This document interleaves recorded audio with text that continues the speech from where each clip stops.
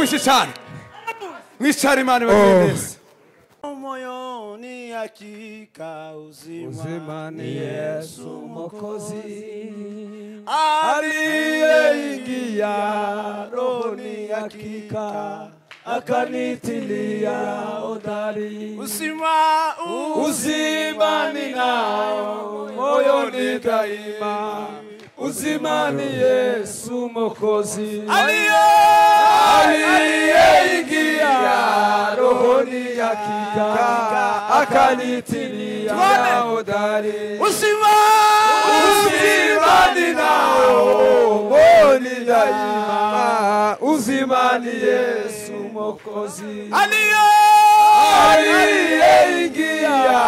rohoni hakika akanitilia hodari nashiba rohoni kwa raha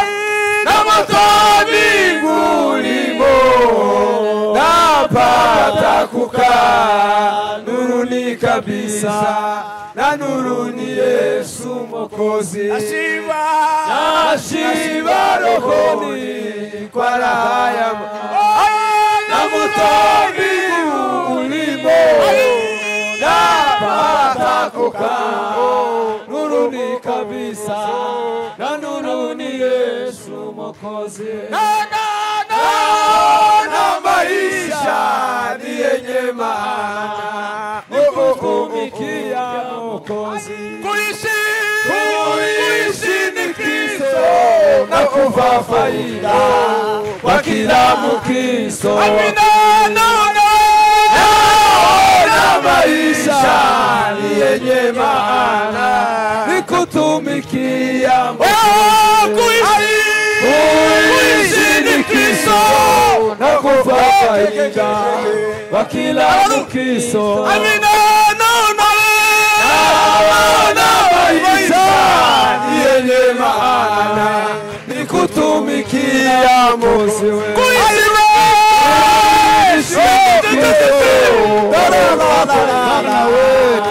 kwa kila Mkristo wa kweli nashiba rohoni kwa raha ya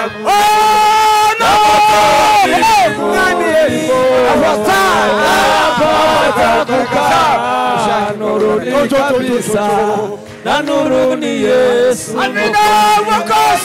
Mwokozi alini ondoa porini natunzwa shambani mwa mawe kuishi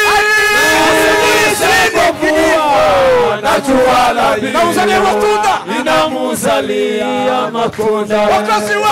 Mwokozi alini ondoa porini natunzwa shambani mwa mawe sasa kwa mvua na jua la mbingu ninamzalia Mwokozi alini haleluya natunzwa shambani mwa Mungu sasa kwa mvua na jua la mbingu ninamzalia matunda nashiba rohoni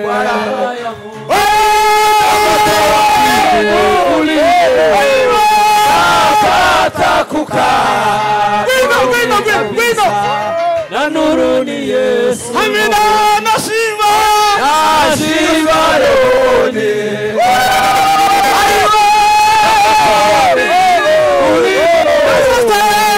napata kukaa nuruni kabisa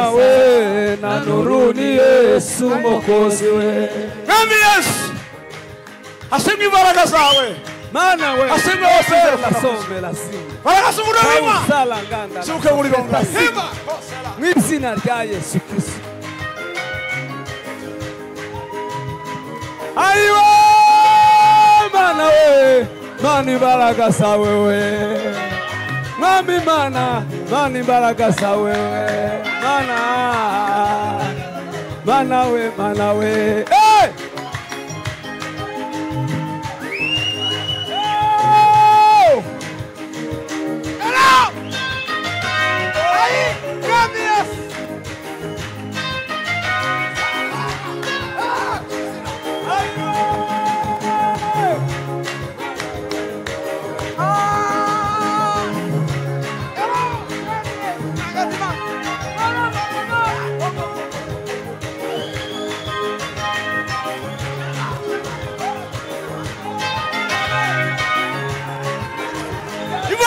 Ibaraka zawe Yesu Kristo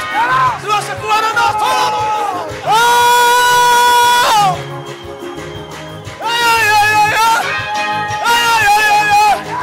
kutigagira gasiga byose iyo mwanyanisha Yesu ubabuka tugurura tayobohe masugaba siga byose iyo uri gukora irashanya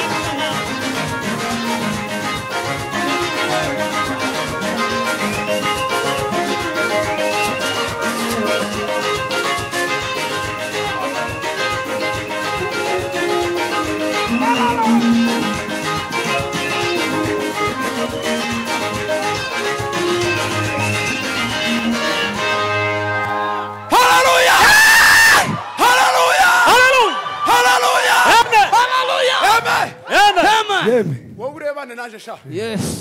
Wewe areba ntagira undi muntu gukorogaho kandi ugukoroga umumbwire. Semen hallelujah. Amen. Twenyine tujanira nijo wayowe gahunda ukomeze undebe. Ikindi hano hantu agatuti bakaviruhana. Ngo baha kera yagiye.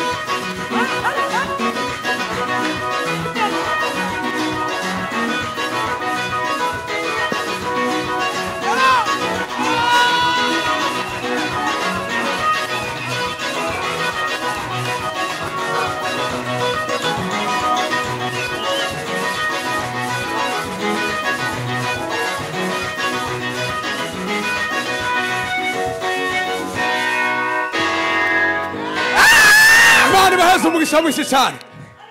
mwicara imana ibagire neza